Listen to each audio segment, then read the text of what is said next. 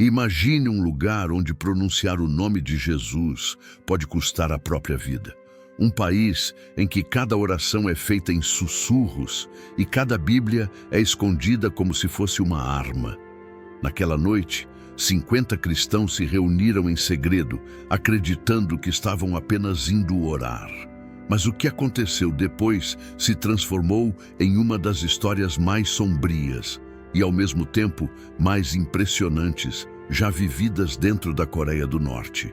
Soldados, um comandante implacável e uma sentença impossível de suportar. Um povo de fé colocado diante da morte e uma decisão que desafiou o inferno inteiro. Prepare-se, porque o que você vai ouvir agora não é apenas uma história de perseguição. É uma história que vai fazer você repensar o que realmente significa crer até o fim. Seja bem-vindo ao canal onde o milagre começa, porque toda a oração sincera é o início de um milagre. Não perca mais tempo e se inscreva no canal para não perder nenhum testemunho real que contamos aqui.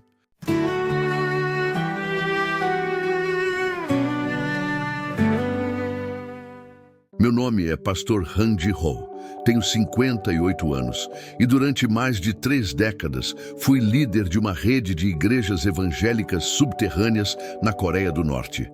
O país onde pronunciar o nome de Jesus pode custar a própria vida. O que estou prestes a contar não é uma lenda nem uma parábola, é uma história real. Uma história que ainda me faz tremer todas as vezes que fecho os olhos e lembro o que vi com meus próprios olhos. Se você está ouvindo isso agora, não é por acaso. Naquela época, eu vivia em Hamhung, uma das cidades mais vigiadas do país. A cada esquina, câmeras, soldados e cartazes do ditador. Ninguém confia em ninguém. Até o vento parece observar. E mesmo assim, a Igreja de Cristo sobrevive, escondida em porões, cavernas e celeiros abandonados, como uma chama que se recusa a apagar. Era o mês de setembro de 2019, quando recebi um bilhete escrito à mão, dobrado dentro de uma Bíblia rasgada. Pastor Han, precisamos de orientação. 50 irmãos querem se reunir para orar. O risco é grande, mas o Espírito Santo está nos chamando. Eu sabia o que aquilo significava.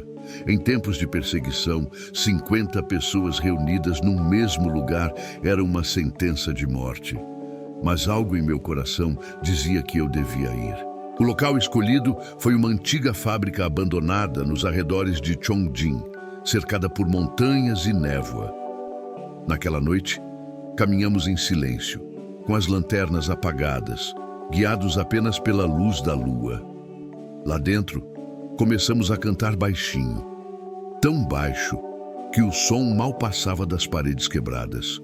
Lembro-me de olhar para aqueles rostos, homens, mulheres, jovens, e pensar, essas pessoas amam a Deus mais do que amam a própria vida. E foi exatamente isso que aconteceu. Naquela noite, enquanto orávamos por um novo avivamento, o inferno inteiro pareceu despertar contra nós. Mas antes que eu conte o que aconteceu, quero que você respire fundo, porque o que estou prestes a revelar mudará a maneira como você vê o poder de Deus, a fé e até mesmo a vida e a morte. 3 dias depois daquele culto, algo absolutamente impossível aconteceu. Naquela noite, a antiga fábrica de Chongjin se encheu de algo que nenhuma palavra consegue descrever. O vento frio que entrava pelas janelas quebradas parecia sussurrar liberdade. As vozes baixas dos irmãos se misturavam em um coral fraco, mas cheio de poder. Cantávamos escondidos, mas o céu inteiro parecia cantar conosco. Um homem chamado Kim Hae-jin, de apenas 26 anos, ajoelhou-se e orou em lágrimas. Senhor, se for preciso morrer para que o teu nome seja conhecido na Coreia do Norte, então morrerei sorrindo. Mal ele terminou de orar, e o som que veio de fora cortou o ar como uma lâmina. Motores, lanternas, passos, o som metálico dos fuzis sendo engatilhados. Antes que conseguíssemos apagar as velas, as portas de ferro foram arrombadas. Uma tropa de soldados invadiu o galpão gritando: "Ninguém se mova! Vocês estão presos por traição à pátria!" O caos tomou conta. Alguns irmãos tentaram correr, outros se abraçaram chorando. Eu fiquei imóvel. 2 soldados me seguraram pelos braços e me jogaram no chão.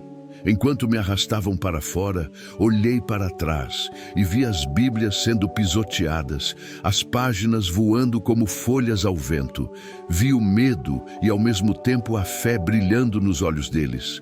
Fomos colocados dentro de caminhões militares cobertos por lonas. 50 pessoas espremidas em silêncio. Ninguém sabia para onde estávamos indo, mas todos sabiam o que aconteceria. O exército do regime não precisa de tribunais quando se trata de cristãos. Naquele momento, apenas um pensamento atravessava minha mente. Mesmo que o corpo seja enterrado, a fé jamais será sepultada. E é aqui que eu quero te fazer uma pergunta. Se fosse você, se estivesse ali, diante dos soldados, sabendo que a próxima respiração poderia ser a última, você negaria sua fé ou permaneceria firme em Jesus? Pense nisso por um instante. Se essa história está tocando seu coração, curta este vídeo e se inscreva no canal onde o milagre começa. E se quiser fortalecer ainda mais sua fé, eu preparei um e-book chamado 33 Orações para a Vida, um guia que pode mudar seu relacionamento com Deus. Por menos de 10 centavos por dia, além de investir na sua vida espiritual, você também ajuda este canal a continuar compartilhando histórias que edificam e transformam. O link está na descrição e no primeiro comentário fixado. Fomos levados para um complexo militar nas montanhas de Gyeongsong, a cerca de 40 quilômetros de Chongjin. Era uma base isolada, cercada por muros de concreto e torres de vigilância. Ali, a luz do sol parecia não entrar. Tudo era frio, úmido e silencioso, exceto pelos gritos que vinham das celas ao lado. Durante 3 dias, fomos interrogados sem descanso. Soldados entravam um após o outro, exigindo que negássemos a fé em Cristo. Alguns apanhavam até desmaiar.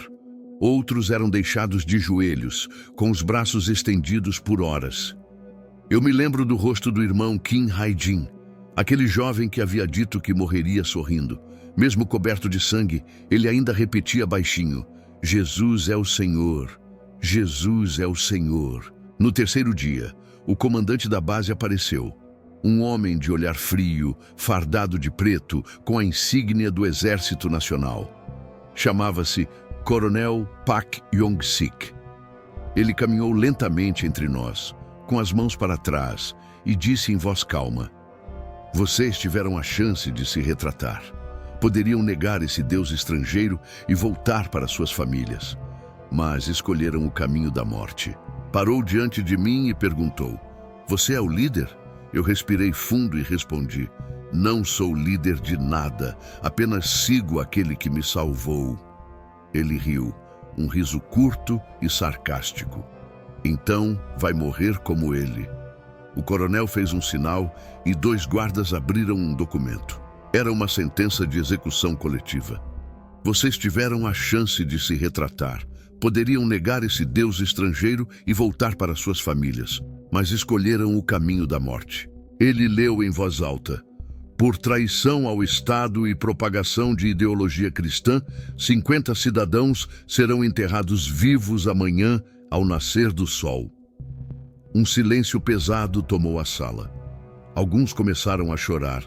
Outros se ajoelharam e começaram a orar em voz baixa. Um silêncio pesado tomou a sala. Alguns começaram a chorar. Outros se ajoelharam e começaram a orar em voz baixa. E eu apenas fechei os olhos e disse: "Senhor, se esse é o preço da fidelidade, que seja pago com alegria." Naquela noite, ninguém dormiu. Oramos até o amanhecer. E quando o sol nasceu, ouvimos os motores dos caminhões. Era chegada a hora. Nos colocaram lado a lado, com as mãos amarradas, e nos levaram para fora da base. O vento soprava gelado e a estrada de terra nos levava rumo a um campo aberto, onde a terra já estava mexida. Ali, o chão esperava por nós. O caminho até o campo parecia interminável. Cada curva da estrada parecia sussurrar a mesma pergunta dentro de mim. É assim que termina a fé? Quando chegamos, o sol ainda estava nascendo por trás das montanhas. A luz era fraca, avermelhada, como se o próprio céu estivesse em luto. Diante de nós, uma fileira de covas abertas, cercadas por soldados armados. O vento cortava o rosto, levantando poeira e o cheiro da terra fresca.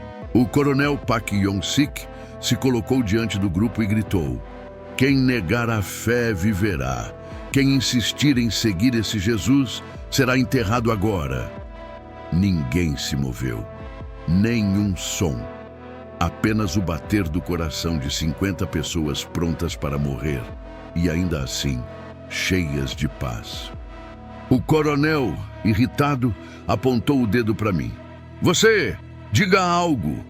Eu olhei para ele e respondi: "Não temos mais nada a dizer, senhor, porque o que tínhamos para dizer já foi dito na cruz." Os soldados começaram a nos alinhar em grupos de 10. As mãos tremiam, mas não de medo, era o peso da glória. Antes que começassem a jogar a terra, uma jovem chamada Suk-hee, de apenas 19 anos, começou a cantar baixinho: "Graça maravilhosa, quão doce é o som." Um soldado gritou para ela se calar, mas então outro irmão começou a cantar junto, depois outro. Em poucos segundos todo o campo se encheu de cânticos. Era como se o céu tivesse descido até aquele chão frio. O coronel tentou ordenar silêncio, mas ninguém o ouvia mais. Então veio o som do primeiro balde de terra caindo. Tude! O impacto abafado ecoou como um trovão. A cada nova pá de terra, as vozes se tornavam mais fortes, como se a dor alimentasse o louvor. Jesus é digno, Jesus é digno. A poeira subia. As lágrimas dos soldados se misturavam ao suor. Alguns baixavam as armas, incapazes de olhar. E eu, de olhos fechados, apenas disse: "Pai, perdoa-lhes. Eles não sabem o que fazem." A última coisa que me lembro foi o peso da terra sobre meu peito, o som distante dos cânticos se perdendo na escuridão, e o silêncio absoluto que veio depois. Foi ali, naquela sepultura coletiva, que muitos acreditaram que tudo havia acabado. Mas o céu já estava escrevendo outra história. O silêncio que veio depois daquele dia parecia interminável. Durante 3 dias, Chongjin ficou encoberta por uma névoa espessa, como se a própria terra chorasse. Famílias foram obrigadas a assinar documentos dizendo que seus parentes desapareceram por trair a pátria. Ninguém ousava mencionar o que havia acontecido, mas todos sabiam. Eu sobrevivi, não sei dizer como. Quando abri os olhos, estava em meio aos escombros de um córrego, ferido, coberto de lama. Um soldado havia me arrastado para fora, achando que eu já estava morto. Talvez ele tenha sentido pena, talvez tenha sido Deus. Caminhei durante horas, escondido entre as árvores, até encontrar refúgio na casa de um velho amigo, pastor Kim Seon-woo, um dos líderes secretos da igreja subterrânea. Quando ele me viu, mal acreditou. Me abraçou e choramos juntos, sem dizer uma palavra. Naquela noite, ajoelhei-me diante de uma pequena cruz feita de madeira e perguntei: "Senhor, por que me deixaste viver se todos os outros morreram?" O silêncio foi minha resposta, mas dentro dele, algo começou a pulsar no meu coração. Uma voz suave, quase imperceptível, sussurrou dentro de mim: "Não terminou, volte lá." No 3º dia, eu me levantei, tomado por uma mistura de medo e fé. O pastor Kim tentou me impedir. "Ji-ho, é suicídio. Aquela área está cercada pelo exército." Mas eu sabia o que tinha ouvido. E quando o céu fala, o homem obedece. Na manhã seguinte, um jovem bateu à nossa porta. Era um soldado com o rosto coberto por um capuz. Tremendo, ele disse: "Eu estava lá quando eles foram enterrados. Eu não consigo dormir. À noite eu escuto vozes, cânticos, vindo debaixo da terra. Meus olhos se encheram de lágrimas. Aquela frase ecoou dentro de mim como um trovão. Cânticos, debaixo da terra. O pastor Kim olhou para mim e apenas balançou a cabeça. Sabíamos o que precisávamos fazer. No terceiro dia, partiríamos para o campo. Não sabíamos o que encontraríamos lá, mas no fundo da alma, uma certeza ardia. Deus ainda não havia terminado sua obra. Na manhã do terceiro dia, partimos antes do amanhecer. O ar era denso, pesado, e o céu tinha a cor do chumbo. O jovem soldado, ainda trêmulo, nos guiava pelas trilhas escondidas. Andamos em silêncio, com o coração acelerado. Cada passo soava como uma oração. Quando finalmente chegamos ao campo de execução, tudo parecia morto. O lugar estava cercado por fitas de isolamento e havia um piso de cimento fresco sobre o local do sepultamento.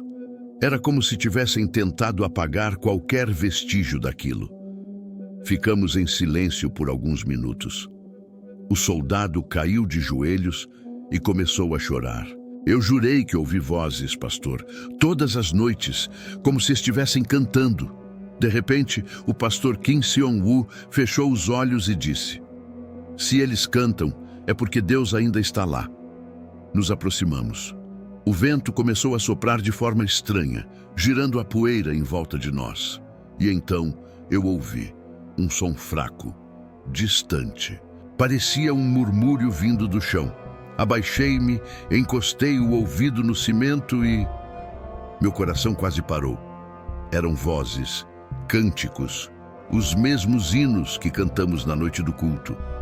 Meus joelhos fraquejaram. As lágrimas escorreram antes que eu conseguisse entender o que estava acontecendo. O pastor Kim gritou: "Eles estão vivos! Aleluia! Eles estão vivos!" Começamos a cavar com as próprias mãos como loucos. O cimento ainda estava mole em alguns pontos, rachado em outros. O soldado pegou uma barra de ferro e começou a golpear o chão com força até que o eco mudou. E o primeiro buraco se abriu. Um som escapou dali de dentro. Graça maravilhosa! As vozes eram reais. Eram 50. E então o impossível se mostrou diante de nós. Dentro da cova, os cristãos estavam vivos, respirando, cantando, com os olhos brilhando de lágrimas e luz. Eles diziam que durante 3 dias não sentiram fome nem sede, que uma luz desceu sobre eles e os envolveu como um abrigo. Alguns contaram ter visto anjos abrindo espaço no chão para que pudessem respirar. Eu me ajoelhei e gritei o nome de Jesus com todas as minhas forças. O chão parecia tremer. O vento parou e, por um instante, o impossível se fez carne diante dos nossos olhos. Deus havia transformado um túmulo em altar, a morte em testemunho, a dor em milagre. A cena que presenciamos naquele campo jamais sairá da minha mente. 50 cristãos que haviam sido declarados mortos, de pé, cantando, chorando e glorificando o nome de Jesus. Alguns soldados que nos acompanhavam ficaram paralisados, sem conseguir falar. Outros se ajoelharam e começaram a chorar, como se de repente tivessem percebido que estavam diante de algo muito maior do que a força humana podia explicar. O coronel Pak Yong-sik, ao saber do ocorrido, veio pessoalmente ao local. Quando ele viu aquelas pessoas vivas, o rosto dele empalideceu. Ele tentou gritar uma ordem, mas a voz simplesmente não saiu. Ficou alguns segundos imóvel, depois virou as costas e foi embora em silêncio. Nunca mais se ouviu falar dele. Os cristãos foram levados secretamente para abrigos de crentes nas montanhas. Alguns fugiram pela fronteira com a China. Outros decidiram permanecer em solo norte-coreano, dizendo: "Se Deus nos deu vida novamente, é porque Ele quer ser conhecido até nos vales da morte." Durante meses, a notícia do milagre correu em sussurros entre as igrejas subterrâneas. E em cada casa escondida, cada porão, cada caverna onde a palavra era lida às escondidas, uma nova esperança começou a nascer. Eles diziam: "Se Deus abriu um túmulo na Coreia do Norte, Ele também pode abrir o coração da nação inteira." mas nem todos sobreviveram por muito tempo.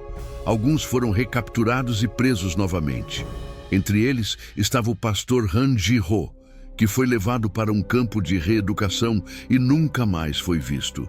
Dizem que mesmo lá dentro ele pregava aos prisioneiros e aos guardas, dizendo: "Vocês podem enterrar nossos corpos, mas jamais enterrarão o Evangelho." Quando penso naquele campo em Chongjin, ainda posso sentir o vento frio passando entre as montanhas. O mesmo vento que um dia carregou os cânticos de 50 sepultados e que hoje leva o eco da fé deles para o mundo inteiro. Muitos me perguntam: "Pastor, como algo assim pode acontecer?" E eu respondo: porque o mesmo Deus que abriu o mar para Moisés, que tirou Lázaro do túmulo e que ressuscitou Jesus dentre os mortos, ainda é o mesmo hoje. A história que você acabou de ouvir não é apenas sobre pessoas que sobreviveram à morte. É sobre um Deus que ainda abre sepulcros. A Bíblia diz em Ezequiel 37, 12, 13: "Eis que abrirei os vossos sepulcros e vos farei sair das vossas sepulturas, ó povo meu, e porei em vós o meu espírito e vivereis." Essas palavras não foram ditas apenas para Israel. Foram ditas para mim, para você, porque todos nós, em algum momento, somos sepultados, não na terra, mas em dores, culpas, medos e desânimos. Há pessoas que respiram, mas estão presas em túmulos de ansiedade. Há famílias que ainda vivem juntas, mas o amor foi enterrado há muito tempo. Há sonhos, ministérios, propósitos, soterrados sob o peso do "não dá mais." Mas hoje, através dessa história, Deus está te dizendo: eu ainda abro sepulcros. O mesmo Espírito que deu vida àqueles irmãos pode soprar sobre o vale da tua vida. Para o milagre acontecer, o que não pode morrer é a sua fé. A vida pode sepultar seus projetos, sonhos e bens, mas para quem possui fé inabalável, o melhor presente da vida é ver o milagre de Deus acontecer. Por isso eu preciso te perguntar: como anda a sua fé? No meio da sua luta e provação, o que você faz? Desiste? Reclama? Chora? Ou você adora, canta e vê o milagre acontecer? A escolha é sua. E eu estou aqui para te ajudar nessa jornada de reconstrução da fé, se for necessário. Junte as suas forças e toda a sua fé que nós vamos orar. E enquanto eu estiver orando, peça a Deus para fortalecer mais a sua fé nele do que o desejo de ver se realizar os seus sonhos e projetos. Estar aos pés do Senhor é a sua maior força. Eu quero orar por você. Feche os olhos onde estiver e una sua fé à minha. Senhor, Deus Todo-Poderoso, Tu que ressuscitaste Jesus dentre os mortos, que fizeste brotar vida onde só havia morte, olha agora para este filho, para esta filha que ouve estas palavras. Tu sabes o que está enterrado no coração deles. Levanta, Senhor, tudo o que o inimigo tentou sepultar: a fé, a esperança, o amor, os sonhos. Abre os sepulcros espirituais e sopra teu espírito sobre cada vida. Em nome de Jesus, declaramos: o impossível vai se tornar testemunho. Amém. Se essa oração falou com você, escreva nos comentários: Deus abriu o meu sepulcro. Isso será uma declaração de fé, um marco espiritual na sua jornada. Curta este vídeo, compartilhe e se inscreva no canal onde o milagre começa, para que mais pessoas conheçam histórias reais do poder de Deus. E se quiser continuar crescendo na fé, eu preparei o e-book 33 orações para a vida. Uma coleção de orações poderosas que te ajudarão a fortalecer sua comunhão com Deus, dia após dia. Estar na presença de Deus é a sua maior força em meio às batalhas espirituais. E esse guia vai te ajudar a fortalecer no Senhor. Por menos de 10 centavos por dia, você apoia este ministério e ajuda a espalhar a mensagem de fé onde o Evangelho ainda é proibido. O link está na descrição e no primeiro comentário fixado. Que Deus te abençoe. Um forte abraço e até o nosso próximo encontro.